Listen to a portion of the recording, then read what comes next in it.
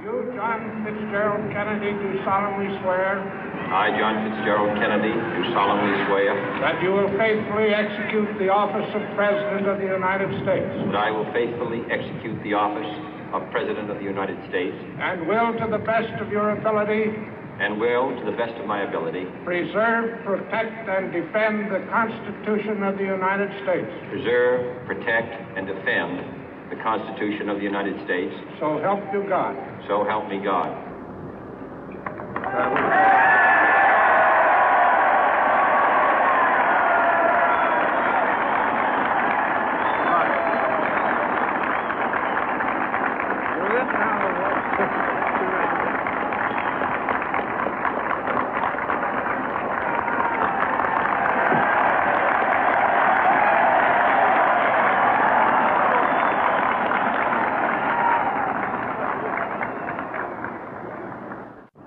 Vice President Johnson, Mr. Speaker, Mr. Chief Justice, President Eisenhower, Vice President Nixon, President Truman, Reverend clergy, fellow citizens.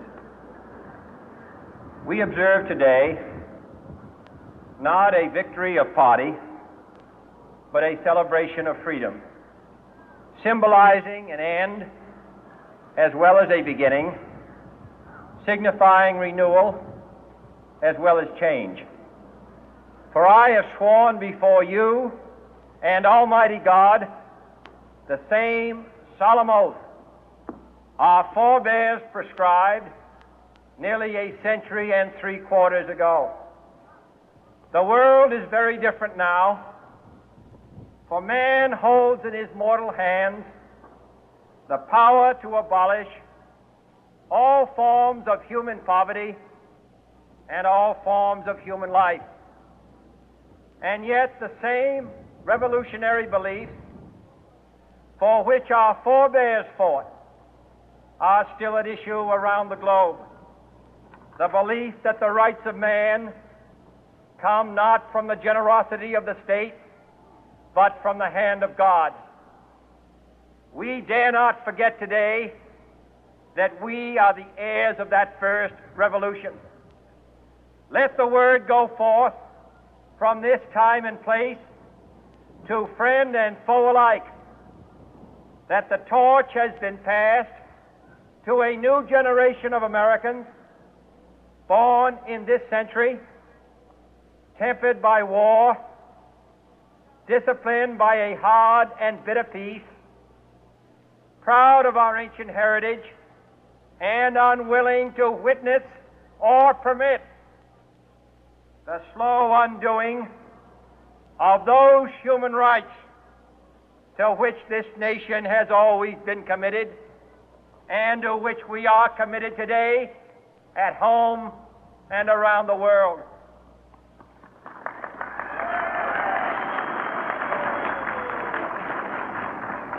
Let every nation know, whether it wishes us well or ill, that we shall pay any price, bear any burden, meet any hardship, support any friend, oppose any foe to assure the survival and the success of liberty.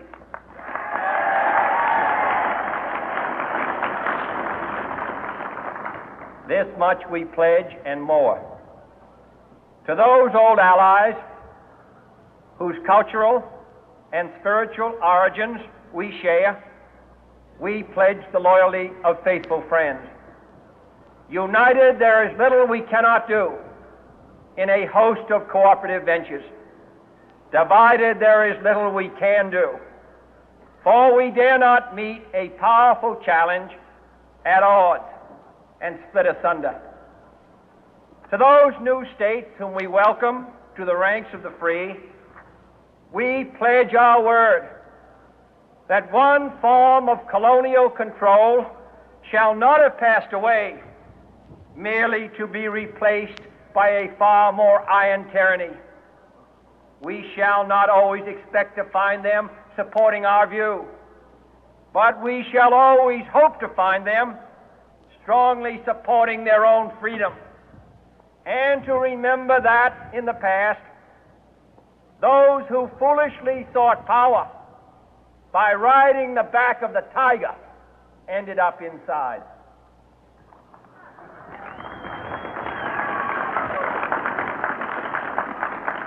To those people in the huts and villages of half the globe struggling to break the bonds of mass misery, we pledge our best efforts to help them help themselves for whatever period is required, not because the communists may be doing it, not because we seek their votes, but because it is right. If a free society cannot help the many who are poor, it cannot save the few who are rich.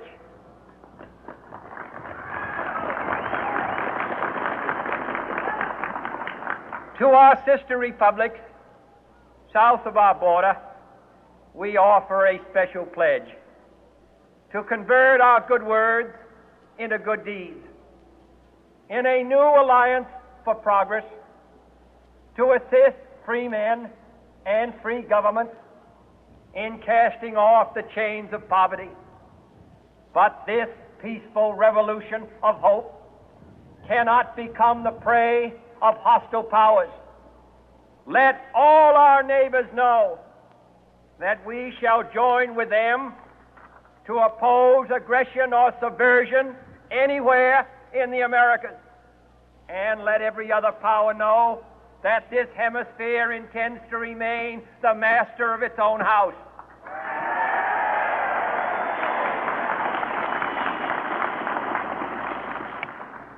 To that World Assembly of Sovereign States, the United Nations, our last best hope, in an age where the instruments of war have far outpaced the instruments of peace, we renew our pledge of support to prevent it from becoming merely a forum for invective, to strengthen its shield of the new and the weak, and to enlarge the area in which its writ may run.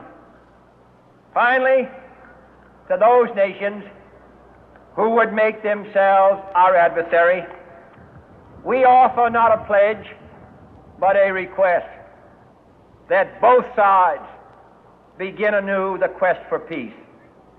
Before the dark powers of destruction, unleashed by science, engulf all humanity in planned or accidental self-destruction, we dare not tempt them with weakness, for only when our arms are sufficient beyond doubt can we be certain beyond doubt that they will never be employed.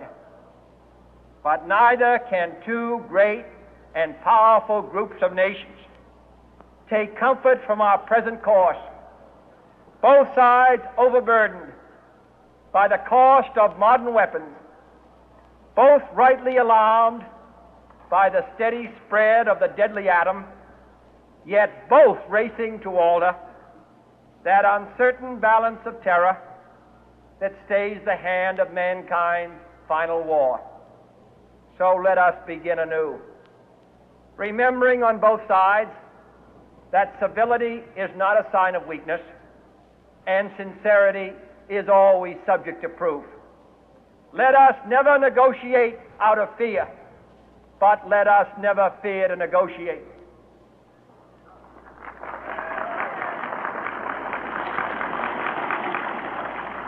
Let both sides explore what problems unite us, instead of belaboring those problems which divide us. Let both sides, for the first time, formulate serious and precise proposals for the inspection and control of arms, and bring the absolute power to destroy other nations under the absolute control of all nations.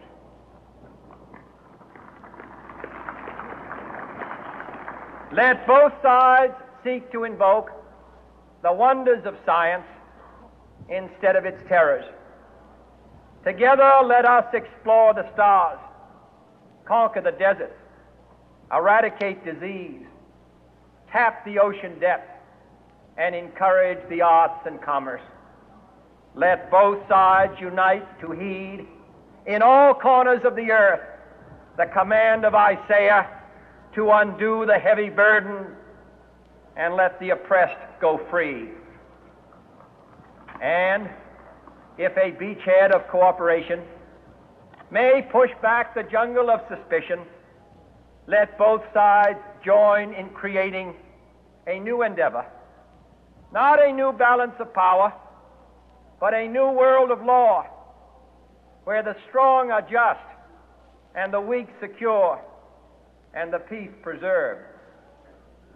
All this will not be finished in the first 100 days, nor will it be finished in the first 1,000 days, nor in the life of this administration, nor even perhaps in our lifetime on this planet.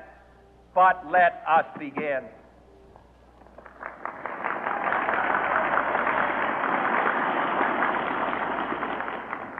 In your hands, my fellow citizens, more than mine, will rest the final success or failure of our course. Since this country was founded, each generation of Americans has been summoned to give testimony to its national loyalty. The graves of young Americans who answered the call to service surround the globe.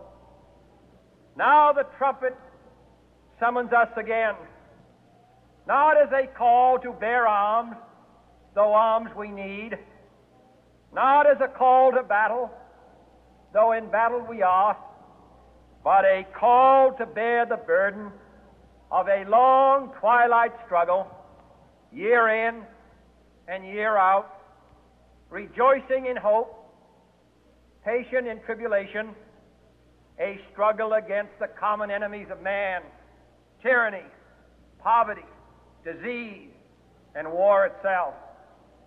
Can we forge against these enemies a grand and global alliance, north and south, east and west, that can assure a more fruitful life for all mankind? Will you join in that historic effort?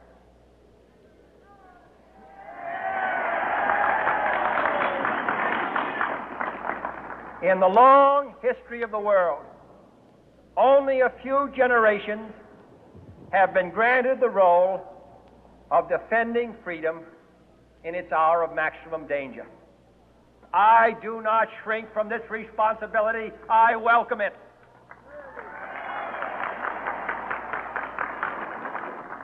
I do not believe that any of us would exchange places with any other people or any other generation.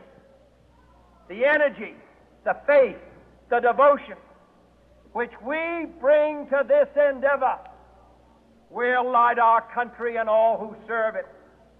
And the glow from that fire can truly light the world. And so, my fellow Americans, ask not what your country can do for you, ask what you can do for your country.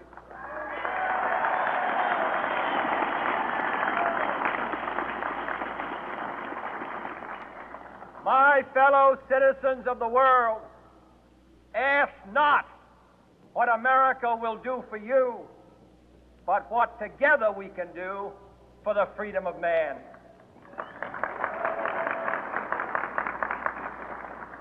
Finally, whether you are citizens of America or citizens of the world, ask of us here the same high standards of strength and sacrifice which we ask of you. With a good conscience, our only sure